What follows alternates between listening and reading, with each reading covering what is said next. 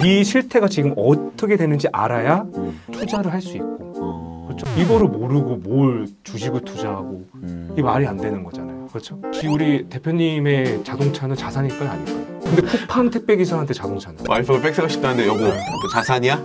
진짜 우리 그렇게 논쟁이에요. 어떤 직장인이 삼성전자 주식으로 한 3억 정도 벌었다고 28억 투자해서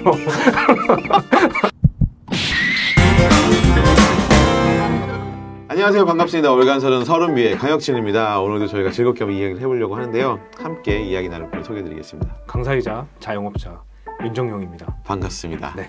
지금 어떤 일을 하고 계세요?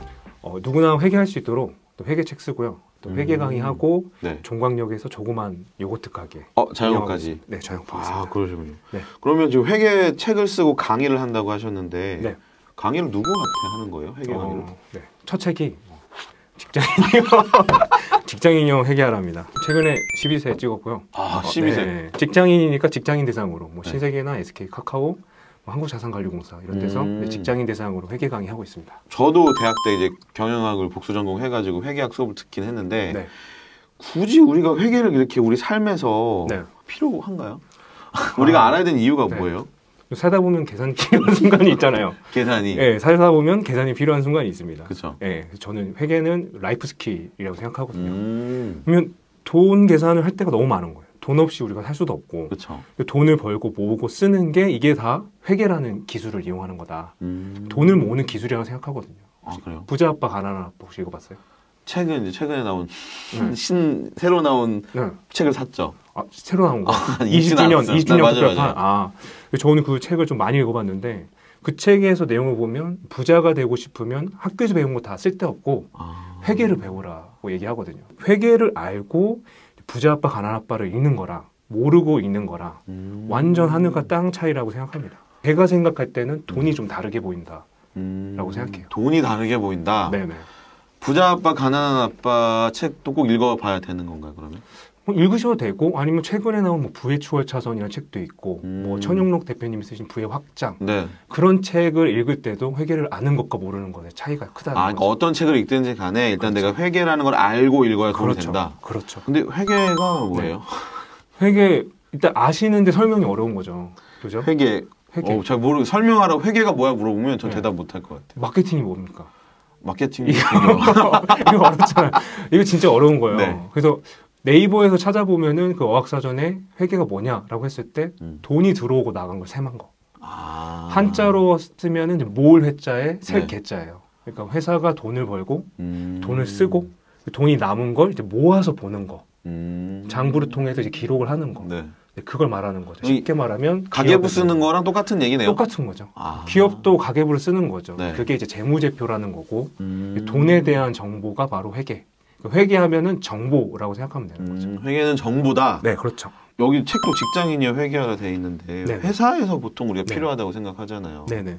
회사에서만 필요한 거가 아닌가요? 제가 아까도 말씀드렸지만 살다 보면 계산이 필요한 순간이 있잖아요. 네. 인생 기술이라고 제가 생각하는 이유가 재무상담 혹시 받아보셨어요? 재무상담? 재무상담 안 받아봤어요. 안 받아봤어요.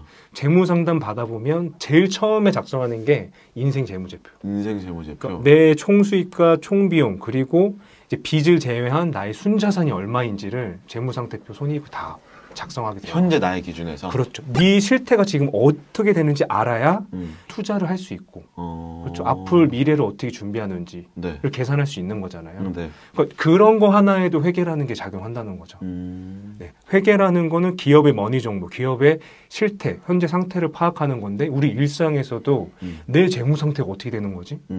이거를 모르고 뭘 주식을 투자하고 이게 말이 안 되는 거잖아요. 그렇죠? 재무상담 같은 것도 하시는 거예요? 안 하죠.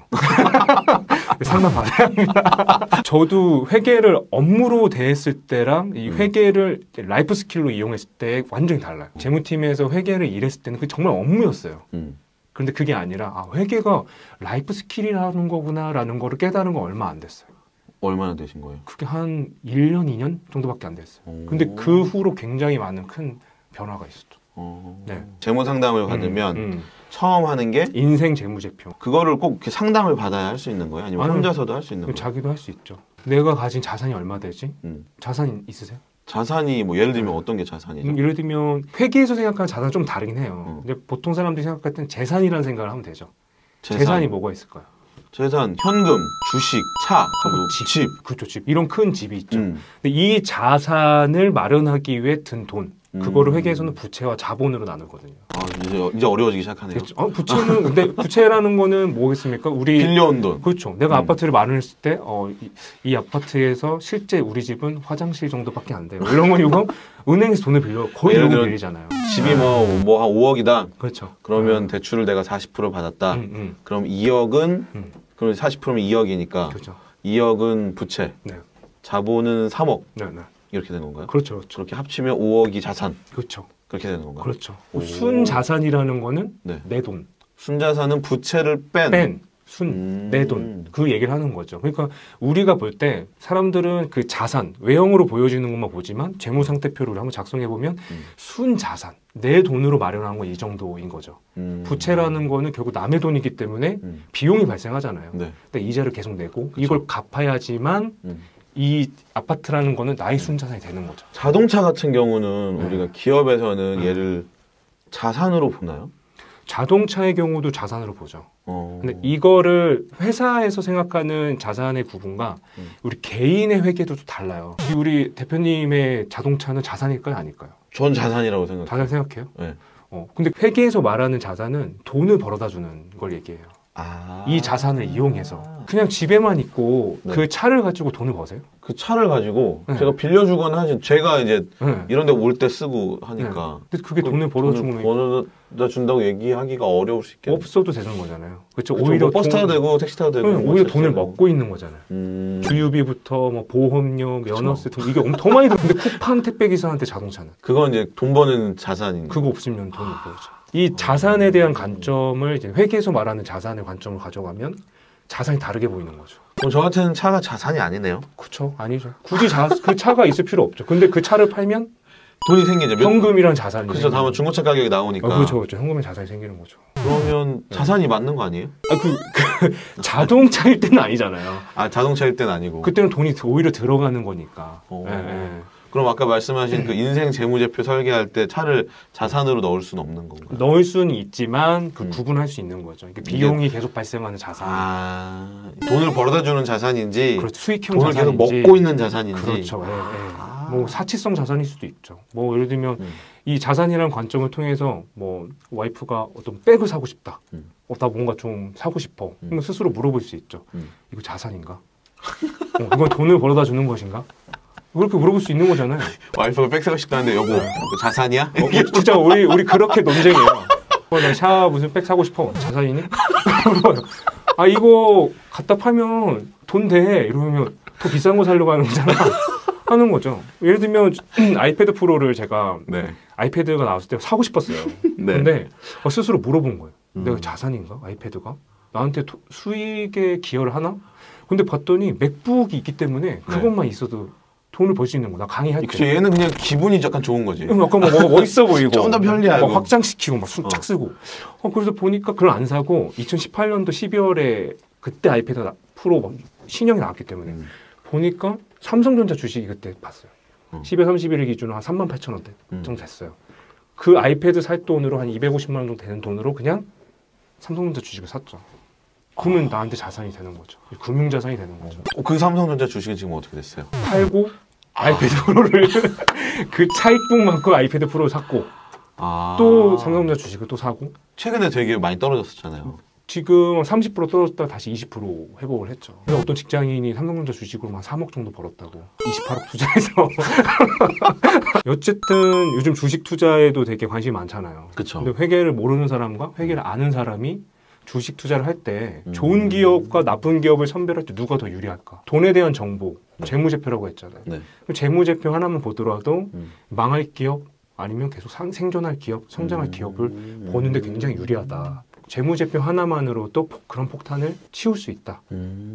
그런 거 하나만 보도 일상에서 회계가 굉장히 유리한 점이 있다는 거죠. 자산이라는 관점에서 뭐 아파트를 살 때도 회계, 회계라는 건 굉장히 다양하기 때문에 자금을 어떻게 조달하지? 재무적인 관점이라 할 수 있지만 이런 얘기도 할 수 있고 현금으로 어떻게 관리해야 될까?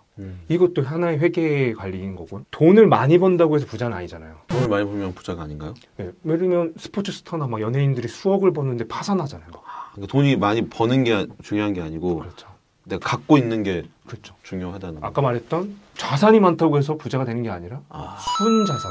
순자산. 그 자산 중에서도 정말 나의 자기 자본이 들어간 순자산. 이게 늘어난 게 진짜 부자인 거죠. 집이 내가 있어도 그렇죠. 대출 너무 많이 껴있으면 그렇죠. 내 게 아니니까. 당신 게 아니잖아요. 요즘에 막 금매물 나오고 그렇죠. 이야기 나오는 거죠. 내 게 아니니까. 내가 보유한 그 순자산이라도 챙겨 나가야지. 나가는 거죠. 대출 이자를 감당할 수 없으니까. 그렇죠. 뭐 갭 투자 뭐 이런 얘기 많이 하잖아요. 그럼 뭐 아무나 하는 게 아니죠. 그런 것도. 굉장히 위험한 거죠. 왜? 부채란 남의 돈을 조달해서 투자를 한다는 거는 정말 강력한 확신이 있어야 돼요. 돈을 벌 수 있는 확신. 이 돈이 오를 거다라던가 그렇죠. 이걸 통해서 추가 수익이 들어올 거다. 응, 그게 있어야지 뭐 이자도 감당할 수 있고 또 나중에 매매 차익도 발생하는 거지. 그런 확신이 무너지면 어떻게 됩니까? 완전 그냥 곤두박질 치는 거죠. 저번에 우리 윤혁진 대표가 얘기했을 때 자기 자본으로 했다. 빚을 지고 싶지 않았다. 사장님이 항상 이자 비용 갚을 수 있냐 이런 서비스 준다 그러면 야, 이자 내기도 바빠. 그 회계를 알아서 한 게 아니라 본능적으로 아마 그걸 눈치채신 거예요. 라이프 스킬이 단 기본적으로 장착돼 있는 사람이 그렇죠. 회계를 모르면 네. 땡땡땡이다. 네. 네. 그러니까 회계를 우리가 알면 다 항상 좋은 얘기 하니까 네네. 회계를 모르면 어떻게 되는 거? 한 문장으로 얘기한다면. 이거 진짜 고민 많이 했습니다. 잘못 말하면 또 센스 없다. 그런 건 아닌데. 회계를 모르면 아무 일도 일어나지 않는다. 아무 일도 일어나지 않는다. 네. 제가 되게 좋아하는 그 강사이자 이제 저자이신 사경인 회계사님이 하신 말 비유인데요. 운전을 할 때 그 우리 핸들 앞쪽에 계기판 대시보드가 있잖아요. 그거 보시면서 운전하세요? 한 번씩만 보죠. 그렇죠. 근데 그 계기판을 볼 줄 모른다고 생각해 보세요. 거기에 뭐가 있습니까? 속도, 엔진 상태, 엔진 상태, 기름 상태. 그렇죠. 근데 이 계기판을 볼 줄 모르면 엔진이 어떻게 되는지도 모르겠고. 가끔 그런 사람도 있어요. 그러니까 이게 계기판에 불이 들어왔는데 이게 무슨 뜻인가요? 라고 찍어서 올리는 분들이 있어요. 그렇죠. 그거를 모르면 어떻게 해야 돼? 수시로 정비소에 들려야겠죠. 기름도 기름 저번에 넣은 것 같은데 기름이 어떻게 되는지 몰라. 계기판 보면 되는데 주유소 수시로 들려야 되고 항상 만땅 채워야 되고. 그렇죠. 속도도 모르니까 앞차 꽁무니만 쳐다보면서 따라가야 되죠. 이런 사람이 운전하는 차 타고 싶으세요? 아니요, 싫죠. 그렇죠. 계기판 볼 줄 몰라도 운전할 수 있잖아요. 그렇죠. 회계를 몰라도 일을 할 수 있습니다. 그런데 계기판을 볼 줄 알면 차의 상태를 알면서 운전할 수 있는 거죠. 그런 사람한테 운전대 맡기고 싶죠. 그렇죠. 회사도 마찬가지로. 회계가 바로 계기판 역할을 하는 거죠. 회사도 이 사람이 관리자가 되면 될수록 회사의 상태를 좀 알았으면 좋겠다는 거죠. 그게 재무집에 나와 있으니까. 그걸 보고 일을 하는 사람과 그걸 모르고 일을 하는 사람. 이 차이는 굉장히 크죠. 당연히 회사는 회사의 상태를 아는 사람한테 운전대를 맡기고 싶은 거지. 모르면 어떻게 운전대를 맡기겠어요? 되게 좋은 비유네요. 네, 제가 한 건 아니고 사경인 회사님이 하신 비유입니다.